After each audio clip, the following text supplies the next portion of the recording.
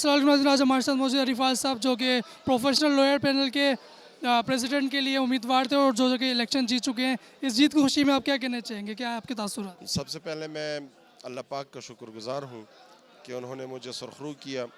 उसके बाद अपने माँ बाप और अपने साथियों का तहे दिल से मशकूर हूँ कि उन्होंने मेरे साथ दिन रात मेहनत की और जदोजहद के नतीजे में आज हमें समरात हासिल हुए हैं और हमें जीत की सूरत में ये समरात मिले हैं। मैं उन सब दोस्तों का शुक्रिया अदा करता हूँ और अल्लाह पाक से दुआ गो हूँ कि अल्लाह पाक मुझे ये तौफीक दे कि जो इनके तवक्कुआत है मैं उस पर पूरा उतर सकूँ।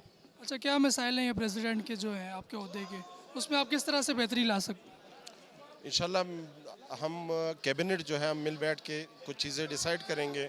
हमारे कुछ मसाइल जुडिशरी के अंदर जो बार और बेंच के मसाइल हैं इनको हाईलाइट करेंगे। कुछ हमारे बेंचेस के मसाइल हैं, उन बेंचेस के ऊपर बात करेंगे।